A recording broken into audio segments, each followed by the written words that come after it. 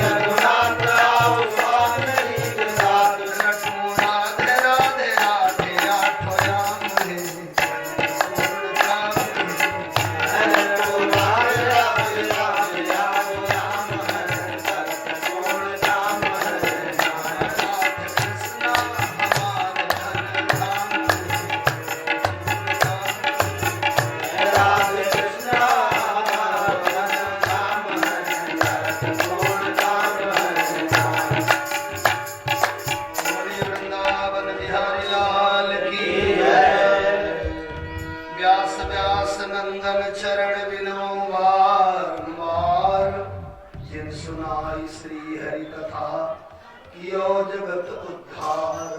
धन्य धन्य भारत धरा धनी सापुर ग्राम, जहाँ हो रही श्याम की मधुर कथा सुखधाम। राधा माधव के जुगल चरण कमल शिरनाय, श्रीमद् भागवती कथा सुनो सुजन मन लाय। श्यावर रामचंद्र की जय। परम मंगल में श्री राधा मुकुंद भगवान की करुणा कृपा से इस ग्राम ईशापुर में श्रीमान राममुनि पांडे जी को तथा इनके परिवार को भगवान ने श्रीमद् भागवत के माध्यम से सत्कर्म करने का अद्भुत अवसर दिया है। आपका तन मन धन तीनों लगा है। तन से ये सत्कर्म हो रहा है और मन में ये बात आई तभी ये चरितार्थ हुआ। और बिना धन के तो कुछ होने वाला नहीं, तो तीनों सार्थक हो रहा है। चलिए हम लोग सीधे शरीर से यहीं रहे, मन को ले चले गंगा जी के किनारे। एक सुंदर आसन पर विराजमान है परीक्षित जी। सुखदेव जी महाराज सम्मुखासीन है। आनंद की बात यह है कि परीक्षित को छोड़कर वहां कोई गृहस्थ श्रोता नहीं, सब ऋषि लोग बैठे और परीक्षित भी गृह त्याग कर आए हैं, इसलिए ये भी विरक्त श्रोता। चौथा दिन है, भगवान के जन्म तक की लीला होनी है। तो चौथे दिन सुखदेव जी ने परीक्षित को थोड़ा सा टटोला कि 3 दिन से कथा सुना रहा हूं, कुछ परिवर्तन आया कि नहीं आया परीक्षित। सुखदेव जी ने धीरे से पूछा, घर याद आ रहा है? बोले घर नहीं याद आ रहा है। अच्छा इरावती याद आ रही होगी, पत्नी? नहीं, पत्नी भी याद नहीं आ रही। जन्मेजय तो जरूर याद आ रहा होगा, बड़ा बेटा है, वो भी याद नहीं आ रहा। कौन याद? परीक्षित तो इतने डूब चुके थे। परीक्षित बोले हमें गोविंद याद आ रहे, कोई याद। यही उत्तम श्रोता का लक्षण है। धीरे धीरे संसार भूलने लगे पर भगवान याद आ गए। परीक्षित कहते हैं हमें केवल भगवान याद आ रहे, भगवान याद आ रहे हैं। और संसार? बोले संसार नहीं, महिला गेला गानी को, महिला गेला गानी को प्रभु प्यार धीरे धीरे। महिला गेला गानी को प्रभु प्यार धीरे धीरे। महिला गेला गानी को प्रभु प्यार धीरे धीरे। महिला गेला गानी को प्रभु प्यार धीरे धीरे। जो वेदों ने लखाया वही सतगुरु ने बताया। जो वेदों ने लखाया वही सतगुरु ने बताया। जो वेदों ने लखाया वही सतगुरु ने बताया। जो वेदों ने लखाया वही सतगुरु ने बताया। मोहिला के लागा, मोहिला के लागा पीको संसार धीरे धीरे। मोहिला के लागा पीको संसार धीरे धीरे।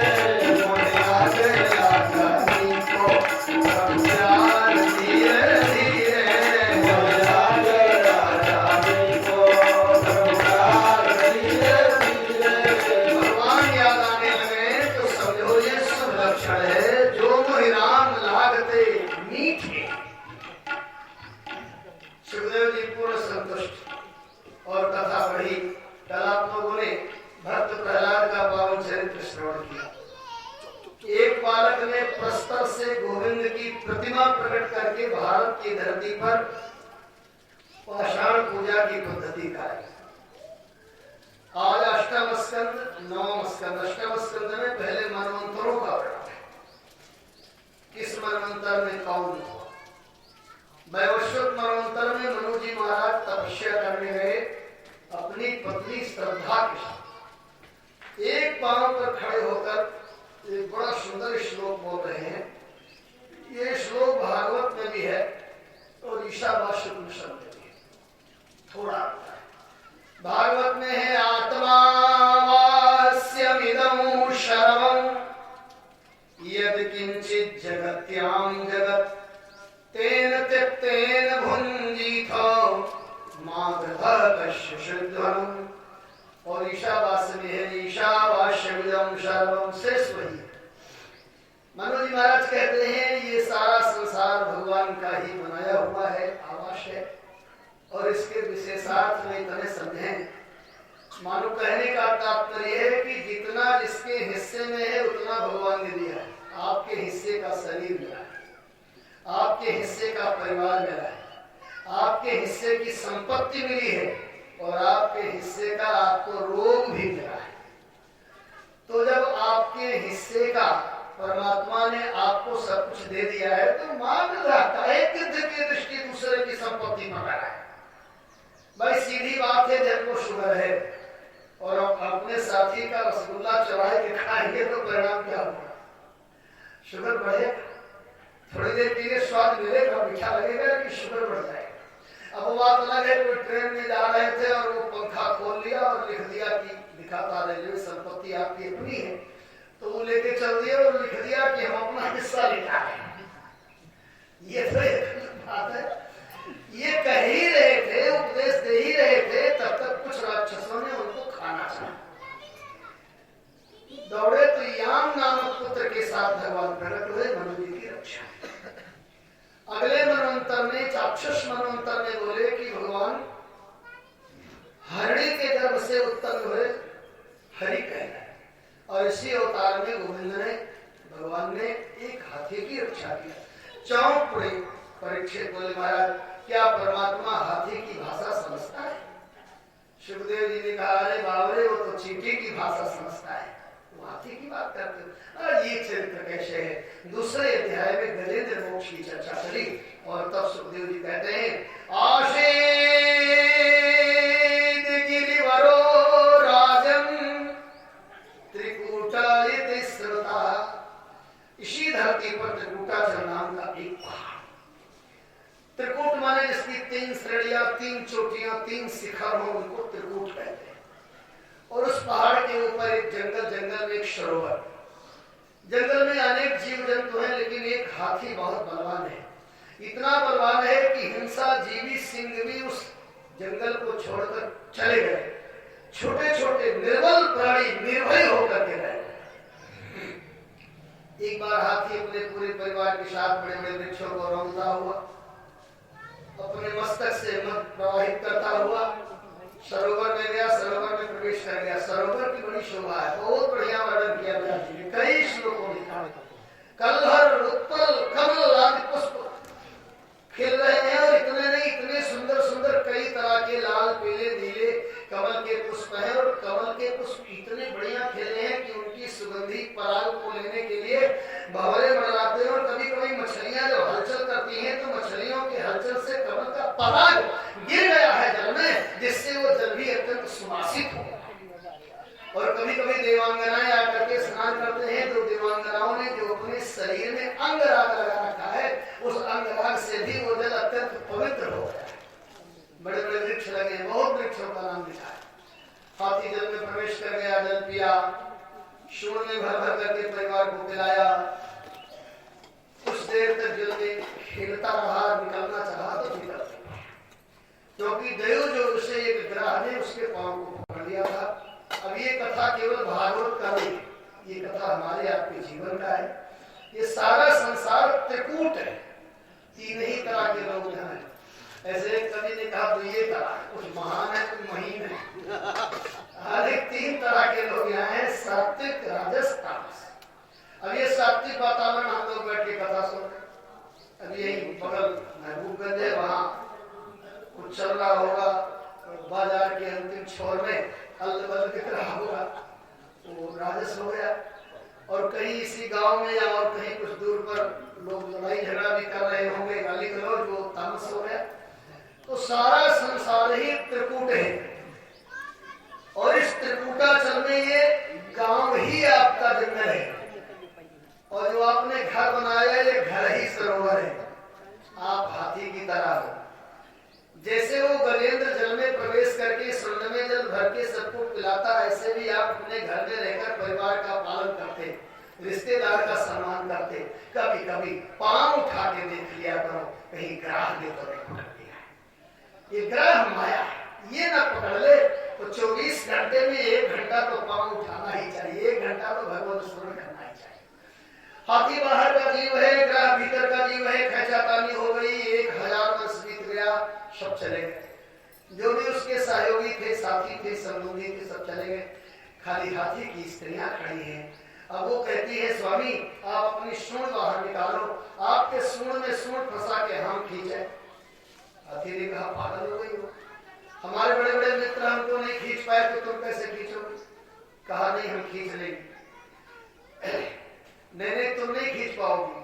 क्यों? कहा, नमामि में ज्ञातया तुरंगजा तकुतः करिण्यो प्रभवन्ति मोचितुम।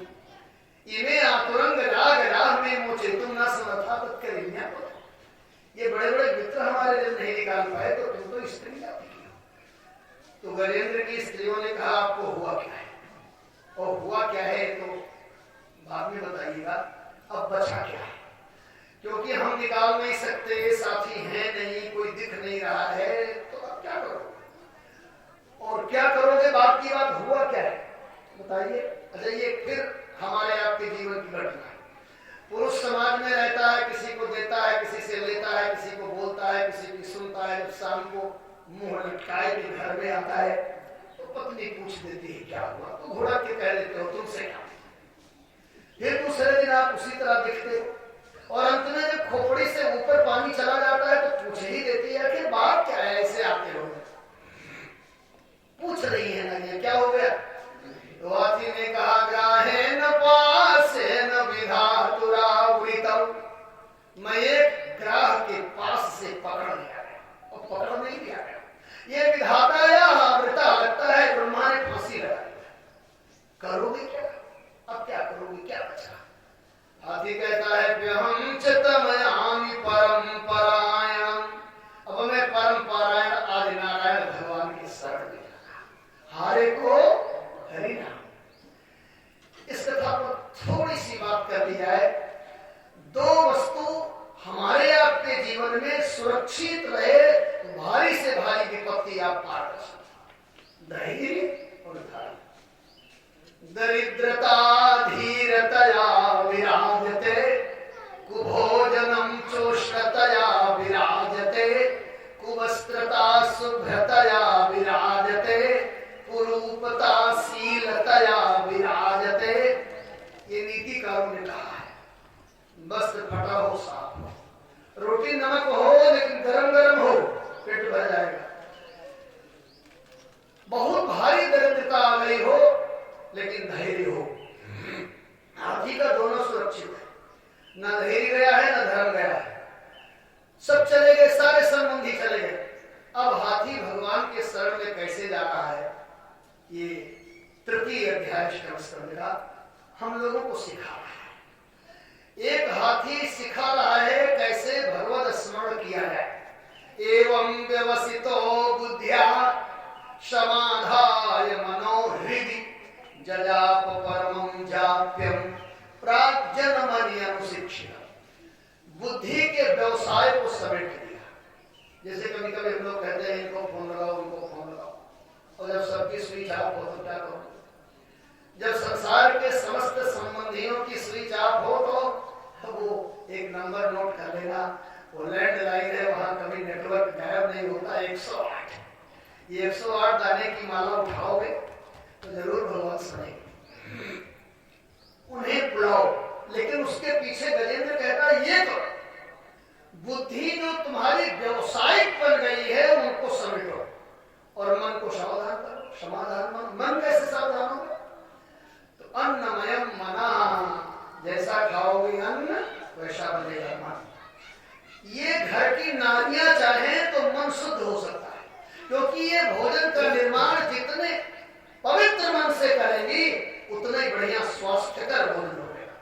अन्न में भी 4 दोष है, आश्रय दोष, निमित्त दोष, निर्माण दोष, दृष्टि दोष।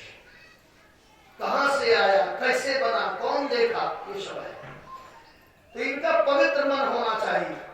भगवत नाम स्मरण करते हुए गुनगुनाते हुए भोजन बनाओ। फिर भी गाना गाते हुए भोजन बनेगा तो मन शुद्ध होगा, कदाप मन शुद्ध नहीं होगा। अच्छे विचारों से मन का निर्माण हो रहे, बुद्धि के व्यवसाय को समेटा और लगा जप करने, जप परम जप। अब एक पक्ष यहाँ बहुत बढ़िया है, बाबा लोग या शास्त्र पुराण सब कहता भाई दीक्षा ले लेना चाहिए, लेकिन तो दूसरा पक्ष तुरंत कह देगा दीक्षा क्यों ले लेना चाहिए, क्या मतलब दीक्षा लेने से? हाथी ने कहीं दीक्षा लिया था क्या? भगवान है कि नहीं है? आए तो कहाँ पढ़ा था ये? व्यास जी ने वही समाधान कर दिया, प्राग जन्मनि अनुशिक्षितम, पहले जन्म में जो उसने शिक्षा ग्रहण की थी वही था, वो शिक्षा उसकी जाग गई। तो दीक्षा न लेने वाले कहेंगे हमारा भी जाग गया, क्या आवश्यकता है, हमारा भी जाग गया, हम कर रहे हैं। नहीं नहीं, आगे सुनते जाइए तो लगेगा कि हाँ आवश्यक है। अब ये मन को सावधान कर लिया, बुद्धि के व्यवसाय को समेट लिया और जप कर लेगा। जप क्या करता है? यस्मिन्निदं यतश्चेदं जैनेदं जैनं स्वयं योस्मात् परस्मात् च प्रपद्ये स्वयंभुवम् यास्वात्मनिदं निजमायार्पितं कुचिद्विघातं कुचित्तेरोहितम् अभिव्यक्ता चतुरं चित्ते सहस्रं पूर्वस्मान् परात्परा कालेन पंचत्वं विदेशे त्रिषु लोकेषु पादेषु सर्वेषु तमस्तदासीत् कारणं यस्तस्य पारे विराजते नयस्य देवादिस्य लिखाय एवं गजेन्द्र उपवर्णित निर्विशेषं ब्रह्मादेव जलिंग विराज। गजेंद्र ने जो पावन स्तुति करना प्रारंभ किया तो आकाश मार्ग में ब्रह्मादयो विविध लिंग विराजमाना, नाम रूप सविशेष से सब देवता आकाश मार्ग में बढ़ाने लगे। लेकिन हाथी नाव नहीं गया, नाव नहीं गया। ऐसे ऐसे लक्षणों से जो लक्षित गोविंद हमारे चले नाम नहीं गया। हाथी कहता है महाराज हम आपकी स्तुति कर पाएंगे? अरे नयस्य देवारिषया पदम विदुर तो जंतु पुनः को रहति गंतुनी। हम तो जंतु हैं, हमें वास्तविकता है, हम कैसे पोषण कर पाए? भगवान ने मानो पूछ दिया तुम मरने से डरते हो क्या? हाथी कहता है नहीं मां, ये भारी शरीर छूट जाए तो अच्छा होगा, मैं मरने से डरता नहीं हूं, लेकिन हे नाथ हे गोविंद ये जैसे खींच खींच के मार रहा है ऐसे नहीं मारना चाहता।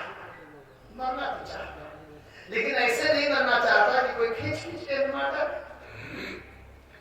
ब्रह्मादि देवता सोच रहे हैं कोई लक्षण कह देता है कमंडल वाले तो हम दौड़ पड़ते, इंद्र सोच रहे हैं हे वज्रधारी बोलता तो हम दौड़ पड़ते, बाबा शिव सोच रहे हैं कमंडल वाले को त्रिशूलधारी कह देता हम दौड़ पड़ते। भगवान ने कहा भाई आप लोग तो नाम के लिए परेशान हो, बिना नाम के तो हम ही दौड़े और कोई दौड़े न दौड़े। ये पूरे भारत में गजेंद्र मोक्ष की चर्चा है। बूढ़ी बूढ़ी माताएं पहले गीत गाती थी, हमें ज्यादा नहीं आता, 2 लाइन आप लोगों का भी बचपन रहा होगा, हम तो श्री अयोध्या जी में बचपन में पढ़ने आए। तो बूढ़ी बूढ़ी माताएं, मैं माताओं की बात कर रहा हूँ, मम्मियों की बात नहीं कर रहा हूँ। तो बूढ़ी बूढ़ी माताएं कंधे के ऊपर रखे धोती नहाने जाए, गुनगुनाते जाए गज बूढ़े ना पावे उबारो हरि गज बूढ़े ना पावे उबारो हरि गज बूढ़े ना पावे उबारो हरि गज बूढ़े ना पावे उबारो हरि गज बूढ़े ना पावे। अपने की बात देखिए, ये प्राचीन काल की हमारी माताएं इतनी दूरदृष्टि रखती हैं, भगवान से कहती है हे हरि हे परमात्मा हाथी उड़ने न पावे, इसको उबार लो। तो भगवान ने जिज्ञासा प्रकट किया मामला क्या है? अब देखिए व्यास जी की पहली दृष्टि वहां नहीं पहुंची, आई माताएं देख रही हैं गजयो ग्राहा लड़े जल भीतर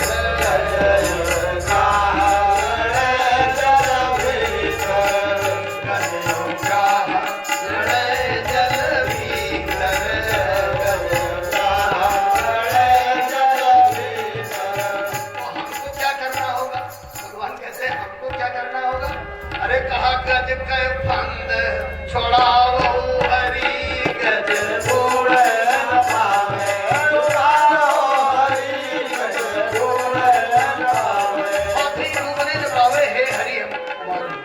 ये तो हमारे देश की संस्कृति है, सब इस कथा से परिचित हैं। आगे आइए चिंतन करते हैं। हाथी भगवान को बुला रहा है, बड़ी सुंदर सुंदर स्तुति किया, देवता नाम के बिना नहीं आ रहे हैं, भगवान चले और कैसे चले। इस कथा को कई तरह से हमारे संतों ने प्रस्तुत किया। वो मोहन मोहिनी में आपने पढ़ा होगा, सरोवर में थी ग्राह की लड़ाई, गजराज की सत्य कुछ काम में आई, दुखी होकर आवाज है को लगाई, तो गरुड़ छोड़ देंगे ही पाओ। कुछ संत कहते हाथी ने राम कहा, रा और मां कहने में जितनी देरी लगती उतने में प्रभु आ गए। एक संत ने कहा हरि कहने में जितनी देरी लगती भगवान आए। व्यास जी से पूछा गया, आपके भगवान बोले हमारे भगवान ठाट से आए, ना गरुड़ छोड़ा ना नंगे पांव आए। तो कैसे आए? आतम तद पदार्थम उपलक्ष्य जगन्निवासः स्तोत्रम निशम्य दिविजयी सह संस्तुवद्भिः छन्दोमयेन गरुडेन समुह्यमानास् चक्रायुधाभ्य गमदाश्रयतो गजेन्द्र। भगवान गरुड़ के पीठ पर बैठ के चले, गरुड़ के पीठ पर बैठ के ठाठ से चले। बंदे का कुछ कारण है, बिना वाहन के कैसे चले? और जब गरुड़ जी चले, आप लोगों के घर में घंटी तो होगी छोटी सी, वो सवेरे सवेरे घंटी क्यों बजाते हो?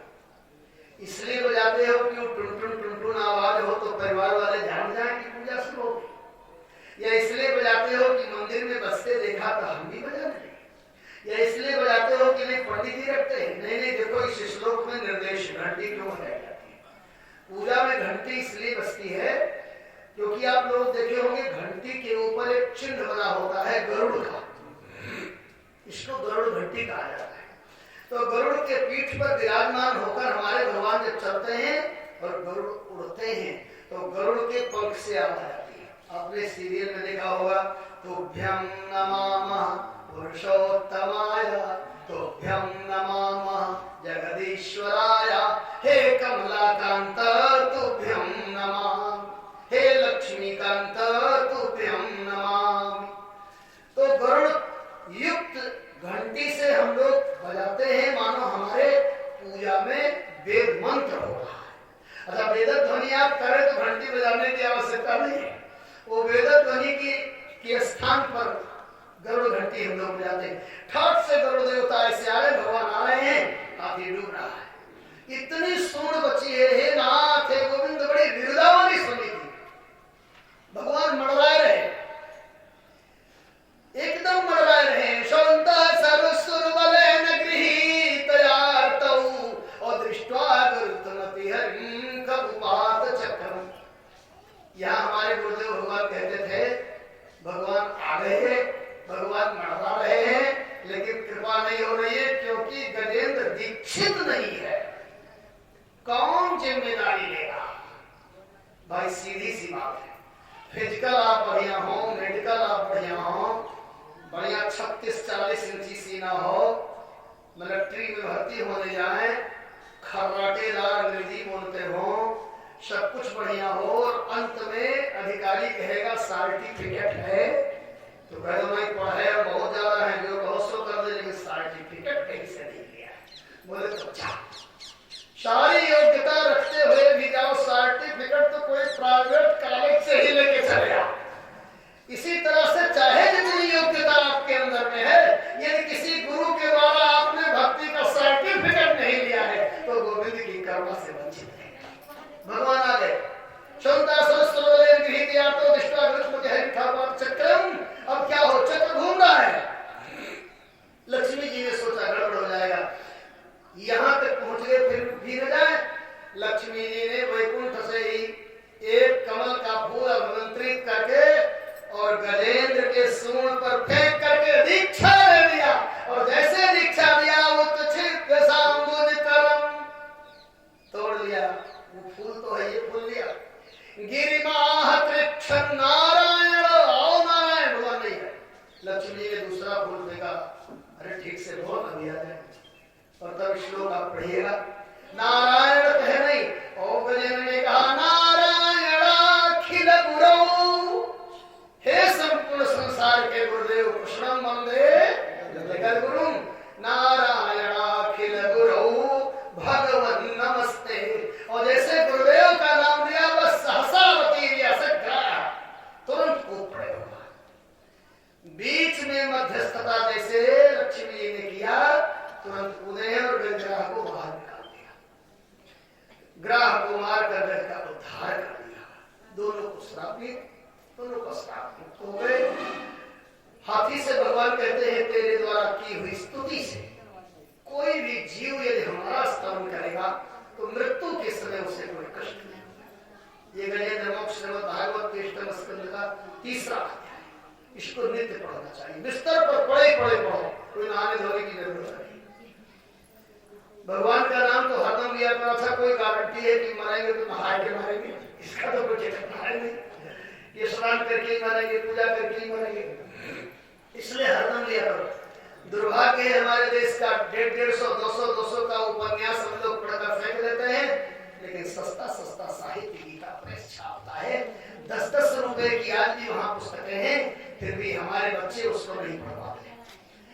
गजेंद्र का भगवान ने उद्धार कर दिया।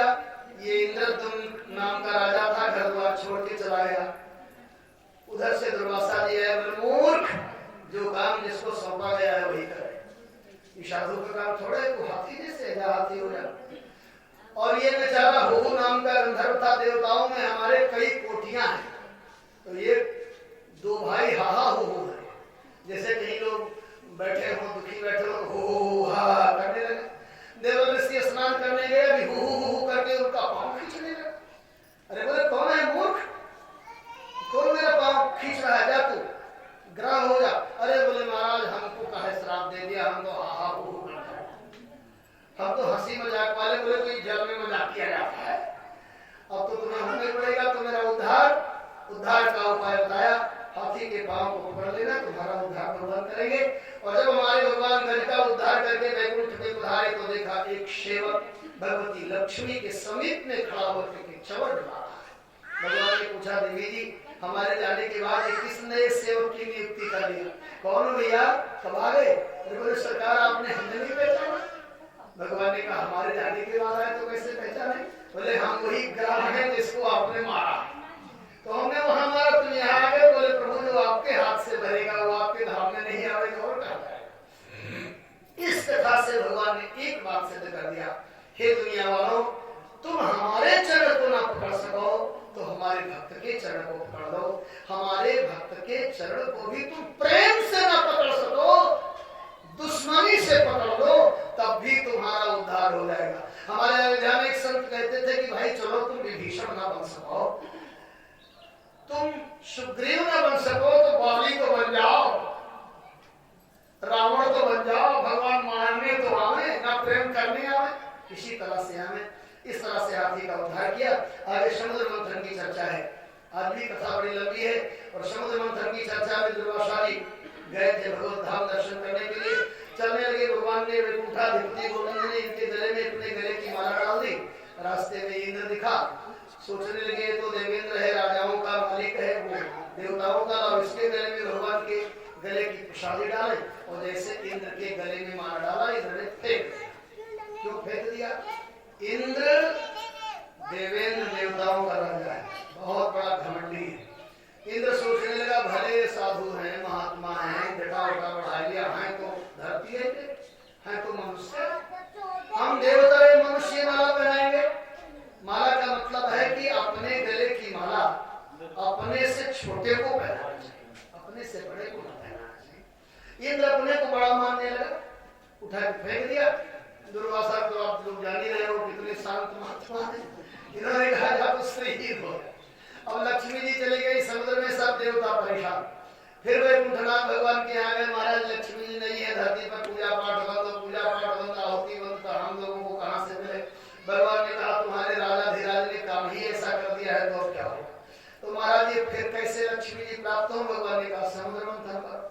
समुद्र माने मुद्रा सहिता समुद्रा, हमारे यहाँ हिंदी संस्कृत में सुविधा है कि उसका उसी में अर्थ है, अंग्रेजी का शब्दार्थ नहीं है, अंग्रेजी का भावार्थ है।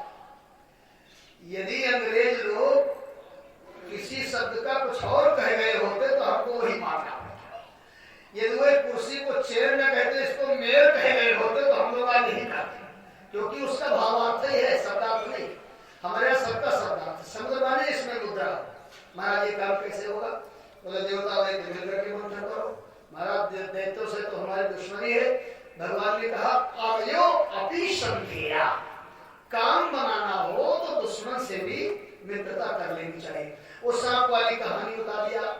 इसी पिटारी में किसान के सांप बंद था, चूहे खूब कूद भाग कर तो सोचने लगा कि ये दिन में तो किसान परेशान करे, रात में तो बड़ी मीठी भाषा में सांप ने कहा चूहे भाई हमको बाहर निकालते, ऐसी जगह ले चलते जहाँ खूब मिठाई खाते। अरे बोले भाई ऐसा कैसे होगा, कहीं हम काटे तुम हमको खा जाओ। बोले खाएंगे नहीं, साथ साथ चलेंगे।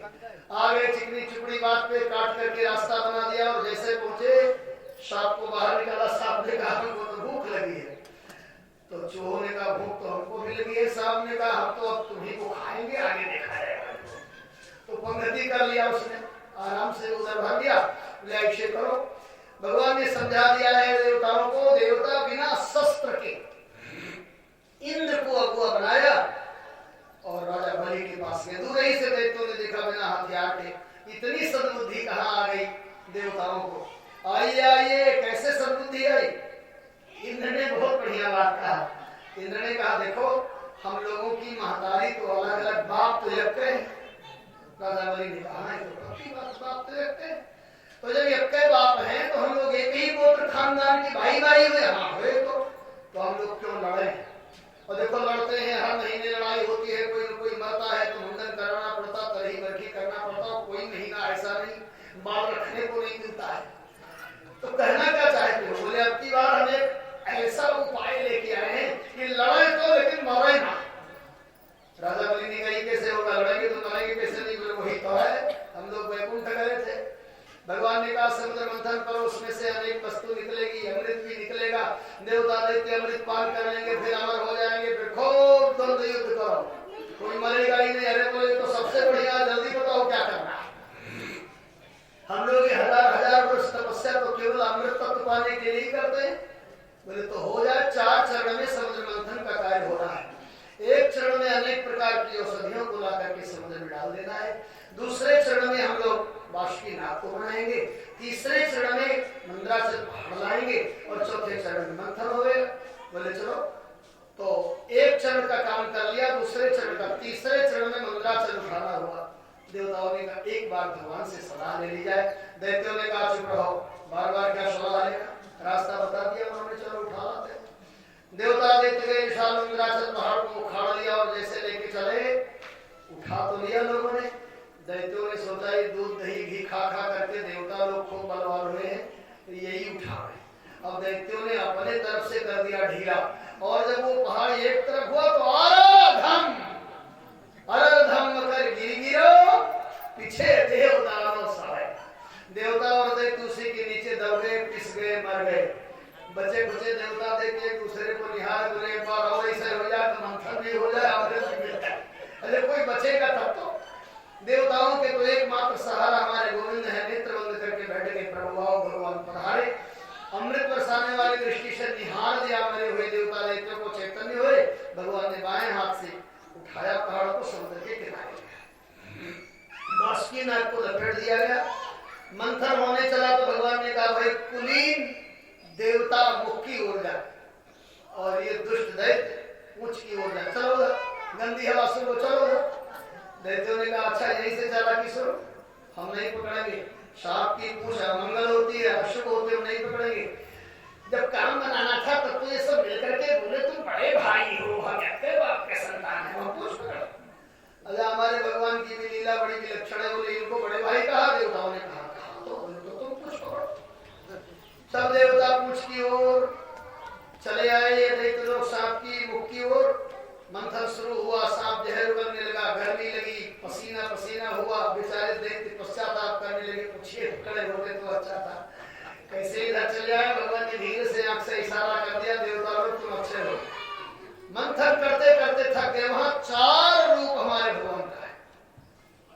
एक रूप से नींद बन करके वो वासुकी नाग में प्रवेश करेगा। मंथन दीर्घ काल तक चलेगा तो कहीं बीच में ही ये वासुकी नाग समर्थन वापस न आएंगे।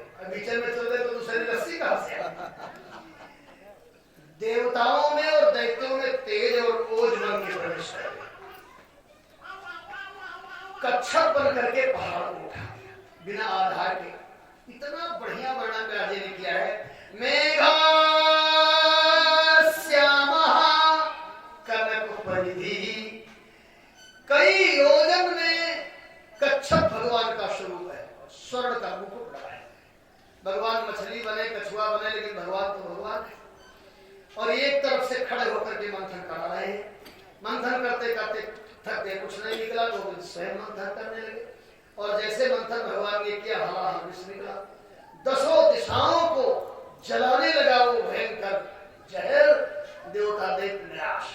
विशेष करके देवताओं ने कहा, भगवान आपने तो कहा था अमृत निकलेगा। भगवान ने कहा हाँ, अब ये क्या हो गया? बोले यही संसार है। जब भी किसी महापुरुष के पास जाओगे तो सबसे पहले उसकी बुराई दिखेगी और बुराई में ही उलझ जाओगे, अच्छाई तक नहीं पहुंच पाओगे। कहते हैं कबीर जी के पास इतनी भीड़ होने लगी वाराणसी में तो भजन करना बंद, बहुत लोग घेरने लगे। एक दिन कबीर जी किसी वेश्या के पास गए। बोले बेटी तो हमारा हाथ पकड़ करके घूम देती शहर में तो अच्छा। अरे बाबा, बोले बस यही करो। अब दूसरे दिन बेटी का हाथ पकड़ करके कबीर जी वो घूमने लगे, जहां जाए वहीं। अरे कबीरा तो गया, ओ कबीरा गया। दूसरे दिन से भीड़ खत्म, कबीरा कहीं गया ना आया। आनंद से रहने लगा। बुराई अधिक दिखती है, अच्छाई बाद में दिखती है। भगवान कहते हैं यही संसार है। अमृत तत्व पाने के लिए सबसे पहले विष भक्षण करना होता है। विष नहीं निकलेगा तो अमृत का महत्व कहां से होगा? इसलिए चिंता न करो। एक महात्मा बड़ी अच्छी बात कहते थे। देवता दैत्यों ने कहा तो फिर किया क्या गया? भगवान ने कहा एक काम करो, अब ये निकला है तो ये प्रथम है भाई हमारे परिश्रम का फल, तो इस फल को ऐसे कैसे जाने दिया जाए, तब क्या करें? बोले आप लोग पता नहीं करते हो कि नहीं, पहले देहात में एक परंपरा थी कि अन्न की राशि उठाई जाए तो किसी मंदिर में या पुरोहित को, ऐसे कुछ पद्धति रही है। तो भगवान ने कहा ये अपने अपने गुरु जी को दे दो, ये पहला फल है। अब तो देवता लोग बृहस्पति की ओर देखने लगे, गुरु जी जहां पे हो गए। बृहस्पति ने कहा चुप रही, जहां भी लेंगे थोड़ा रोटी देगा। दैत्यों ने धीरे से निहारा शुक्राचार्य को। शुक्राचार्य ने कहा चुप रहो, बदमाशी करते हो, हम पिएंगे जा। भगवान ने कहा ये अलग अलग गुरु नहीं, तो बोले सबका गुरु हो। सबका गुरु कौन? वैश्वानाम यथा शंभु गुरुम शंकर रूपिणम तुम त्रिभुवन गुरु वेद रखा। सबके गुरु भगवान शिव। अब तो देवता देवती जहर लेकर पहुंच गए। विष्णु नाम पतिम पापना से बड़ी लंबी स्थिति के भोले बाबा चैतन्य हुए। कैसे आए? महाराज राष्ट्र की समस्या है, पूरा संसार जला जा रहा है, आपको छोड़कर के कोई मदद करने वाला नहीं। भगवान ये जहर निकला, हम लोग ऐसे ऐसे कर रहे थे। भोले बाबा ने नेत्र खोला और कहा भेजा किसने? भेजा किसने? बोले भगवान ने। बाबा मस्त हो गए, भगवान ने भेजा तब तो लाभ। मानो बाबा ने सिद्ध कर दिया कि भगवान यदि जहर भी भेज दे तो चिंता मत करना। गोपद सिंधु अनल सिद्ध, क्या नहीं कर सकते भगवान। चिंता ले लिया हाथ में, और जैसे लिया हाथ में, अब भोले बाबा कोई साधु महात्मा थोड़े हैं, गृहस्थ। अब आप लोग भी थोड़ा सुन लीजिएगा ठीक से। तो गृहस्थ है तो पार्वती जी से पूछिए। और मैं एक प्रार्थना करूं, आप लोग भी कभी कभी अपने पत्नियों से जरूर पूछिए। अगर हरदम पूछो चाहे पूछो, जहर पीना होगा तो जरूर पूछो। अगर किसकी स्त्री होगी जो कह दे कि हाँ जहर पिया, देवी ये जहर लेकर के पिए क्या? अरे पार्वती जी आग बबूला हो गई, बस बस हो गए। देवता देख बड़े स्वार्थी हैं। अमृत निकला होता तो बैठकर घुटुक लिए होते, जहर निकला तो दौड़े दौड़े लेकर चले गए। तब तो भले बाबा याद नहीं आते अमृत निकलता। बाबा ने कहा देवी समस्त धरती के जीव तुम्हारे पुत्र ही तुम हैं, तुम जगत माता हो, और अपने पुत्रों पर बिगड़ोगी तो कैसे काम चलेगा? अरे तुम्हारी कृपा से ही तो हम शिव बने हैं। कपाली भूतेशो भजति जगदीशैक पदवीन। ये कहां से? भवानी त्वत्पाणी ग्रहण परिपाटी फालिदम। हे भवानी, ये तुम्हारे पाणी ग्रहण की परिपाटी है जो हम शिव हैं। पार्वती जी ने नेत्र खोला और गदगद हो गई, बोले बाबा पियो। अब नारियों को एक कथा जरूर सुनना चाहिए। पार्वती जी की पद्धति को हर गृहस्थ की नारी अपनावे। पहले तो पति, जब पति कहे कि हमको समाज का जहर पीना है तो पत्नी रोक दो, नहीं ऐसा मत। लेकिन जब पति ये कह दे कि हमारे ऐसा करने से परिवार का हित होगा, समाज का हित होगा, देश का हित होगा, तो स्वार्थ से ऊपर उठकर पत्नी कहेगी पी जा, तब वो परिवार शिव परिवार होता है। तब वहां समस्त विरोधी रहते हैं, तब भी प्रेम बना रहता है। तब सिंह बैल को नहीं खाता, तब चूहे को सांप नहीं दौड़ता, तब मोर भी सांप को नहीं खाता। ये देखो विपरीत परिवार है, लेकिन इतनी सुमति है। भोले बाबा पीने चले, पार्वती जी ने कहा हमारा देखना संभाल के। बाबा ने कहा चिंता मत करो, एक अमृत हम पहले से पी चुके हैं और उस अमृत की आगे ये विष हमारा कुछ नहीं कर पाएगा। कौन सा अमृत पिए हो? रामायण में पढ़ते हो, धन्यास्ते कीर्तनः पिबन्ति सततम श्री राम नामामृतम। वो अमृत हम पहले से पी लिए हैं, इसलिए जहर हमारा कुछ नहीं बिगाड़ेगा। बोले बाबा ने कहा रा, और जैसे रा कहा पूरा जहर गया अंदर। आप लोग भी बोले रा, घबराओ ना, आप में जहर नहीं जाएगा। जैसे बोले रा, अब रा कहा सारा जहर अंदर, माँ कहा जहर दब गया, जहर चिल्लाया बाबा मरे। बाबा ने कहा कहाँ मरे?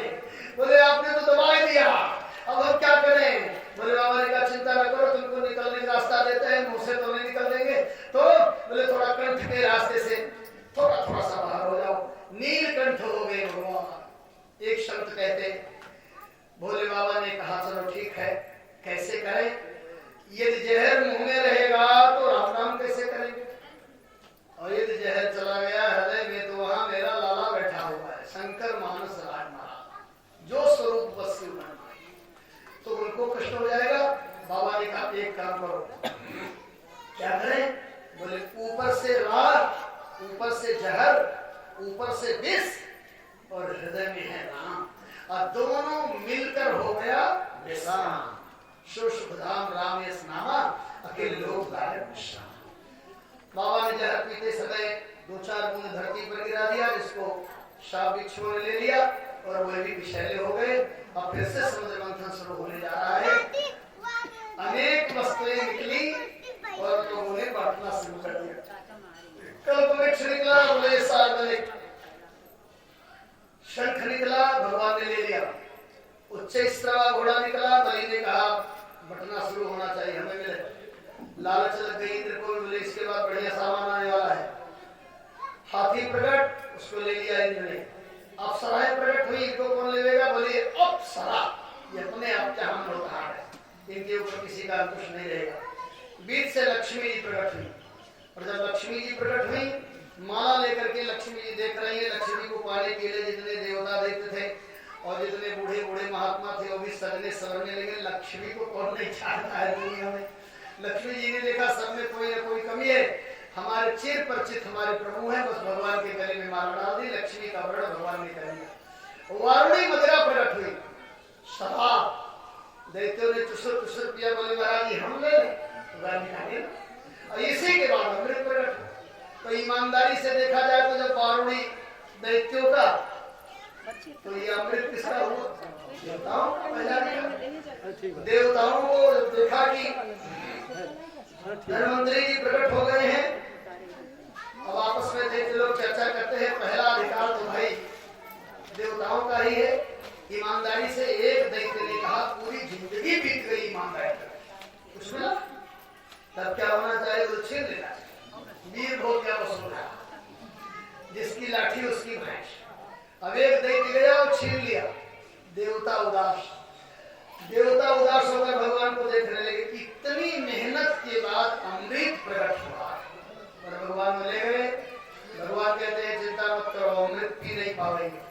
अच्छी वस्तु गंदे लोगों के हाथ में जाए तो वो उसका उपयोग करना नहीं जानते हैं, लड़ने लगे।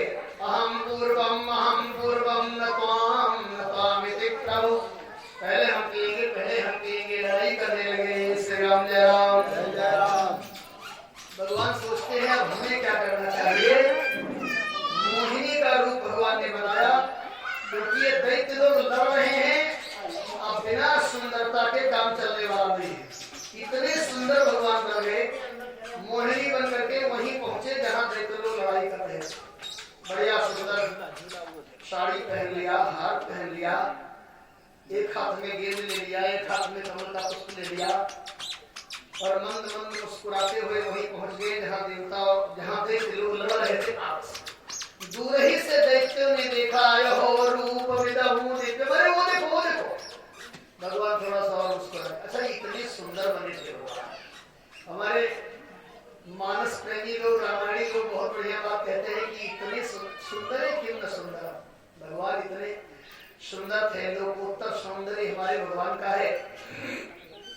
रामायण में भगवान जब दुल्हा बनकर गए, कभी कभी किसी वस्तु को हम लोग देखते तो कहते हैं परमात्मा ने लगता है सब कुछ इसी में कर दिया।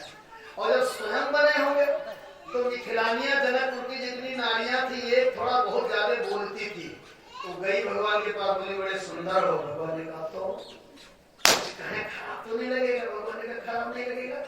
कहा राम ललाए होते लली तो गला कट जाते कारोबार।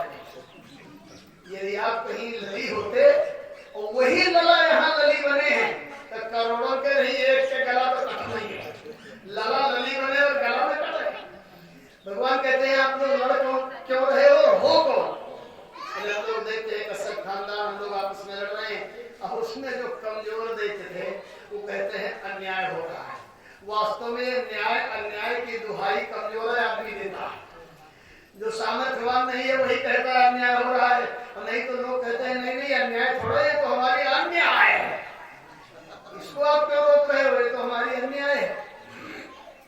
भगवान ने कहा बड़े दुष्ट हो कि कश्यप खानदान में पैदा होने के बाद भी लड़ रहे हो। देवी जी आप बांट दो। भगवान ने कहा नहीं, हम नहीं बांटेंगे। अच्छे लोग कभी नीति कहती है, इतने पर अच्छे लोग विश्वास नहीं करते। नदीनाम शस्त्रपाणिनाम नखिनाम संज्ञानाम तथा विश्वासो नैव कर्तव्य स्त्री सुराज पुलिस। नदी पर विश्वास न करना चाहिए, इतने बड़े खैरा। नाखून और सींग वाले जानवर पर विश्वास न करना, शत्रु शस्त्र लिए सामने खड़ा हो विश्वास न करना, और जिस नारी के विषय में कुछ नहीं जानते उस पर विश्वास नहीं करना, एक और पुलिस पर विश्वास नहीं करना, क्योंकि कानून के अंदर यदि आएगा बाप तो उसको उन्हें पकड़ने होगा। दैत्य लोग कहते हैं किसी अच्छे खानदान की नारी है, तब इतनी बढ़िया भाषा बोल रही है। देवी जी आप ही बांट दो। भगवान ने कहा अच्छा हम बांट दें, हम चाहे जैसा करें। कहा बिल्कुल आपको छूट है। अच्छा तो इतनी बढ़िया वस्तु ग्रहण करना, पहले स्नान करो। देवता देवता ने स्नान किया, पंक्तिबद्ध हो जाओ। दोनों लोग दो पंक्ति में आराम से बैठ गए। देवता देख बैठे हैं, भगवान बीच में, कभी देवताओं को कभी दैत्यों को निहार रहे हैं। अब देवताओं को पिलाने का मन बनाया, दैत्यों को नहीं। तो यहाँ एक प्रश्न जरूर होगा कि जब सब भगवान के हैं, सबने मेहनत किया, तो दैत्यों को भगवान ने क्यों नहीं दिया? इसका सीधा समाधान है, वो उनकी लीला है। कैसे संसार को चलाना है वो जाने। गोविंद की लीला पर टिप्पणी करने का जीव को अधिकार नहीं है। जैसे आपका कोई मित्र डॉक्टर हो, आप सवेरे सवेरे उसके डिस्पेंसरी में गए, कुछ देर बैठे रहे, तो आपने देखा किसी की नाड़ी देखकर डॉक्टर ने कहा कल से मीठा खाना बंद करो। किसी की नाड़ी देखा तो कहा सवेरे थोड़ा गुड़ खा लिया करो और एक मीठी चाय पी लिया करो। जब भीड़ खत्म हुई तो आपने कहा डॉक्टर को तो समदर्शी होना चाहिए, ये क्या करते हो? किसी को मीठा रोकते हो, किसी को खिलाते हो, तो डॉक्टर कहेगा हमने इसी की पढ़ाई किया, किसको देना है किसको नहीं देना है हमारा विषय, इसमें हमारे समदर्शिता पर उंगली मत उठाओ, हम वही कर रहे हैं। यही भगवान की, भगवान जानते हैं पयापानम भुजंगाराम केवलम विश्ववर्धनम। दैत्यों को यदि अमृत दे देंगे तो केवल इनकी उद्दंडता ही बढ़ेगी, ये देव किसी को रहने नहीं देंगे।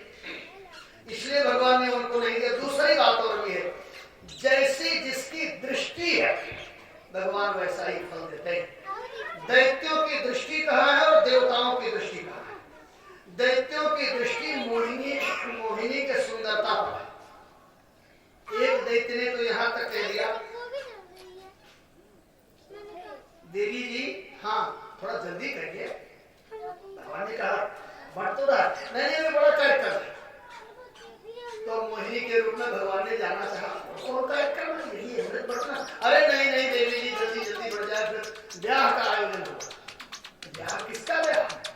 आपका। किसके साथ? हम लोगों के साथ। भगवान ने कहा ये भी है, चलिए इतने हो, मैं तो अकेली हूँ, उसकी चिंता आप न करो। हम सभी दैत्य लोग लड़ेंगे मरेंगे कटेंगे, जो एक बचेगा ब्याह कर लेगा। भगवान ने कहा तुम्हारा मुसलमान भी न लड़ोगे न कटोगे न मरोगे न अमृत पाओगे, कुछ होने वाला नहीं। ये दृष्टि है दैत्य। देवताओं की दृष्टि, देवता भगवान के श्री चरण को देखकर कहते हैं धन्य हो परमात्मा, आप हमारे लिए महतारी बन गए। आपने पायल पहन लिया, आपने चूड़ी पहन लिया, आपने साड़ी पहन लिया, आपने करधनी पहन लिया। तो जिसकी दृष्टि परमात्मा के चरणों पर होती है उसको अमृत मिलता है, और जिसकी दृष्टि संसार की सुंदरता पर होती है उसका गला कट जाता है। श्री राम जय राम, श्री राम जय राम, श्री कृष्ण गोविंद हरे मुरारी, हे नाथ नारायण वासुदेवा। श्री कृष्ण गोविंद हरे मुरारी, हे नाथ नारायण वासुदेवा। श्री कृष्ण गोविंद हरे मुरारी, हे नाथ नारायण वासुदेवा। श्री कृष्ण गोविंद हरे मुरारी, हे नाथ नारायण वासुदेवा। मातु स्वामी सखा हमारे, हे नाथ नारायण वासुदेवा। पितु मातु स्वामी सखा हमारे, हे नाथ नारायण वासुदेवा। श्री कृष्ण गोविंद हरे मुरारी, हे नाथ नारायण वासुदेवा। श्री कृष्ण गोविंद हरे मुरारी, हे नाथ नारायण वासुदेवा। भगवान ने दैत्यों से कहा अमृत पहले तुमको दे कि देवताओं को? दैत्यों ने कहा लिए किससे हो? बोले लिए तो तुम्हें से है, तो पहले हमें दे दो। भगवान ने कहा नहीं नहीं, तुम लोगों से थोड़ा ज्यादा समय हो गया है हमारा, हम तुम्हारा घाटा नहीं होने देना चाहते। तो दैत्यों ने कहा इसमें घाटा कैसे होएगा? भगवान बोले ऊपर वाला थोड़ा पतला है, नीचे वाला गाढ़ा है। दैत्यों ने कहा तो फिर उधर से शुरू करो, हमें गाढ़ा चाहिए, हम बढ़िया से कहा। तो श्री राम जय राम, और बढ़िया श्री राम जय राम, श्री राम जय राम, श्री राम जय राम। अब सब ऊपर ना